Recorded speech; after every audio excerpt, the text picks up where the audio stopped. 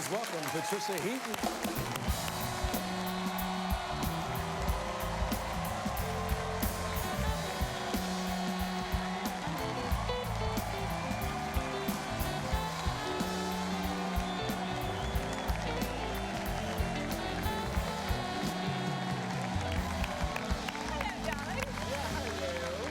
Homegirl. This is very nice. Thanks for coming. Love having you here.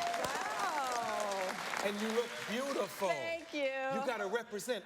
We're both from Cleveland. I'm from the 44105. Where are you from? 44140. That's Bay Village. Yeah. Yeah. Ooh. Have you ever been? Yes. Did they let you in? Yes, it was tough. You It were was the tough. one. You're yeah, the one. I was the one. Bay Village was the kind of place where when you go, you would go back home and tell your black friends you were there, you know? It was like, yo, man, I was in Bay Village, and some white folks I visited had an elevator. Yes, at their crib, they had an elevator. You know, yes, that was a nice area. It's a very nice area. Yeah, we had one black family that lived there and one Jewish family. Mm-hmm. Yes. Yes. And the black and Jewish family stuck really close together. Yes. I have a lot of Cleveland survival stories, do you? You do? Yeah. Well, I mean, I went to Ohio State. Buckeye? Buckeye, and you went to... I was Ohio University and then went to Kent State where I graduated. Now, did you just party so much at OU that they kicked you out? You know what? I left because I realized I just wasn't learning anything. Yeah. And I had to go. What were you doing?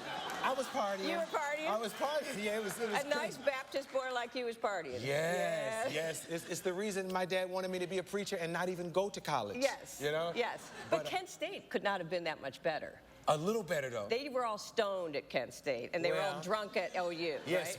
right? One day I wouldn't know. I just heard about it. She knows. Well, She knows. Ohio State, you know. Listen. You all have read how conservative she is, but she ain't that damn conservative, trust me. Here's the thing. You know, I know you say Bay Village, oh, it was a fancy place, but I went to Ohio State. I had to take out a loan to go there, and I had to work to pay for stuff. So I couldn't party as much as I would have wanted to because I had to sell plasma to get beer money for the weekend. You would get $25 for plasma, and that could take you down High Street for a night. Wow, Yeah. see? I didn't even know that. I do know High Street, though. You know, I used to pass through there on the way to Ohio University. Yes. I directed traffic at 6 o'clock in the morning for a long time at Ohio State. Here's a connection. Guess what I did at 6 o'clock in the morning in Ohio? What did you do? I delivered something that your dad wrote on. The Cleveland Plain Dealer. Yes. Yes. And I was a paper boy. Ohio's largest newspaper. And tell them who your dad was. My dad is Chuck Heaton. God rest his soul, was a sports writer for the Cleveland Plain Dealer for 50 years. Covered the Browns. Yeah, go Browns. Are you still a Browns? Oh, yeah. I'm hanging in there. You have to. Yeah, covered the Browns. He's in either the Football Hall of Fame in Canton, Ohio, for being the top football writer. And we used to go to their practices, the Browns, in the summer, and it was Jim Brown and Lou Groza. Ooh, the kicker. And Bill Glass. Yeah, it was a very exciting time. Wow. Yeah. And now your brother is carrying the torch. Yes, he writes the Minister of Culture column for the Cleveland Plain Dealer. Yeah. So we still have family. Do you still have family in the area? Everybody's there except my mom, and I delivered that paper for a week. Oh, 1 week? Yes, it was too early. Even as a young black child, I called in and said, I'm not coming next week. Too early. But I started delivering the press, the Cleveland Press. It was the afternoon paper. The afternoon paper, yes. And then that closed. So you're from a large Irish Catholic family. Yes, my mother was one of 15 kids. And I have over 100 first cousins on my mom's side. They all got married and had between 5 and 10 kids, which actually, at that time, was normal. Like, even if you weren't Catholic, you had like 5.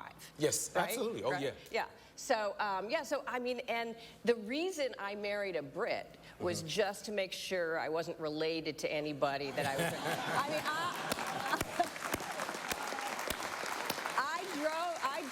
I was driving along in Cleveland, and I picked up a hitchhiker, which you could do in those days. Then. And we started talking, and he said, my dad's a sports writer for the Cleveland Plain Dealer. He said, my uncle's a sports writer for the Cleveland Plain Dealer. And I said, oh, so's my dad. What's your uncle's name? He said, Chuck Heaton. And I said, oh, that's my dad. I'm like, hey, cuz, how you doing? Wow. Bang, bang, bang, Yeah. bang, bang, bang. Totally. Yeah. Wow. And your sister is a nun. My sister is a Dominican nun, Sister Mary Wait, Sharon. Dominican? Dominican. They're a teaching order. And they're a conservative order, so they wear the full, total white thing to the floor with the big rosary beads that they can whack you with. And people look at her as if an extra had wandered off the Paramount lot. Yeah, right? yeah. They're like, I think you're supposed to be back at the studio. Yes, I think yes. they're starting to film now. But, you know, so the responses that people have, like, she went into the bagel store in our neighborhood, and the bagel guy said, "Oh, sister, no, I can't take your money." Wouldn't take any money for the bagels. So she goes outside the store, and a gentleman runs up to her with $20 and said, "Sister, I found this $20 on the floor, on the ground, and I want you to give it to whatever charity that you." And she's, "No, you keep it. You found it, you keep it." He goes, "Sister, please, take it, take it." She said, "Well, thank you very much." She takes it, and a young girl runs up and said, "That's my $20. I just dropped it." And my sister said, "Oh, okay, here, take it." And the girl looks at her and says, "Forget it, keep it." I'll be right back with more Patricia Heaton. We'll be right back.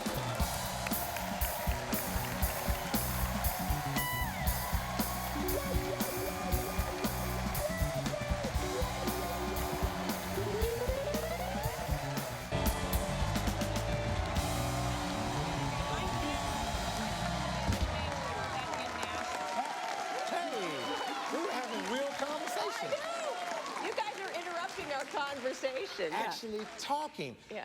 How did we all probably discovered you Yeah. with Raymond, Yeah. with Ray Romano? How did you get that show? Well, you know, when I moved to Los Angeles, I was like 32, which is very old for a woman in Los Angeles. No agent, no manager, no car, living in my cousin's girlfriend's mother's back bedroom in West Hollywood. Wow. Like, if someone came to me today and they were in that situation and they said, "Do you think I should give up?" I would say, "Yes, give up." So it's kind of a... And what was your job right before you came here?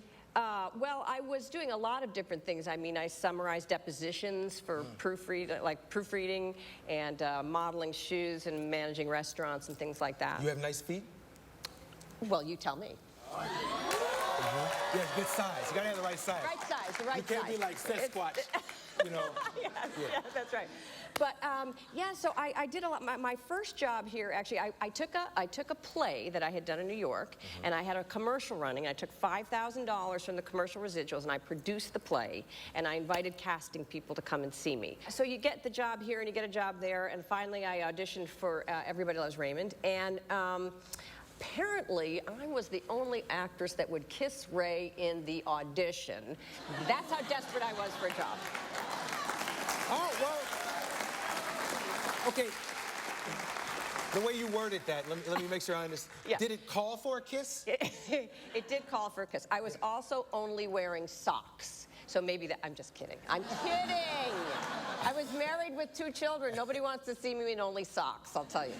So yeah, so that's how he told me I got the job. I thought I got it because I'm a fabulous actress, but apparently I also would stoop to kiss him.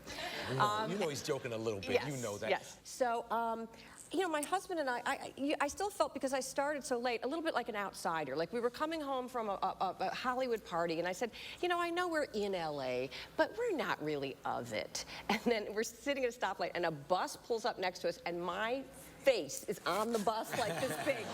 And I thought, well, maybe we're a little bit of it, I guess.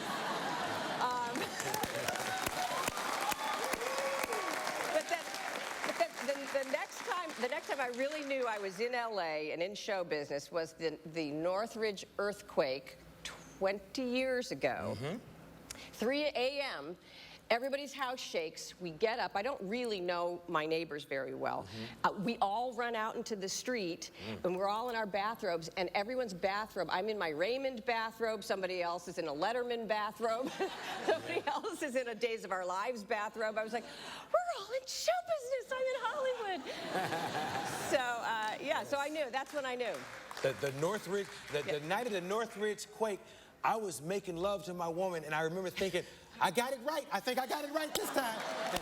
And then I realized, no, it was an earthquake. It was an earthquake. See, that's funny, because when the earthquake happened, I was thinking, Arsenio must be getting it right. Somewhere. That's funny, Pat. Oh, my God. Okay, you don't have any girls, right? Just boys? All boys, 4 boys. You have a son. Yes, I have a 14-year-old, and your 14. boys are... 20, Ooh. 18, 16, and 14. No more trick questions after this, but yes, that's their ages. That's when you got your star? Oh, that was my star on the Walk of Fame. Yes, and there's my husband, David Hunt. Where's yours so we can go see it? Where's your star near? My star is like between a hot dog stand and bongs and stuff, or something like that. I don't know. Okay, give me some parenting advice.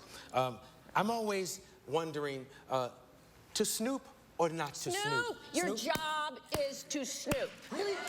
Your job is to snoop. And you got to know all their passcodes. You got to go in at night when they're sleeping, unplug it, go through it, find out if curse words, if they're swearing, who the girls are, But then you have to like ask them questions the next day that make it sound like you don't really have any information. You got to kind of couch it. But absolutely, my boys are very they don't do Facebook really. They don't do Twitter. They just text each other. And they're not into a lot of pop music. So they like those little indie bands that they're too cool for pop music. They like unknown indie bands. So I don't think they're doing drugs and things like that, Because indie bands don't do that, right? That's funny. Sorry. But snooping's the only way to figure these things out. You have to snoop. If you're not snooping, you're not a good parent. Right. That's her statement. You have my permission. You have my permission. I'm going to snoop tonight. Yeah. The Middle, which just reached its 100th episode, airs Wednesday nights. 100. Wow. We're even in syndication now, so we're on like 5 days a week now, which is great because like Raymond comes on, and then The Middle comes on, and it's like wall to wall was my plan all along. Isn't that great? Yeah. Wednesday nights, 8 p.m. ABC. I'll be right back. Thank her for me. Later, the Toyota Music Performance.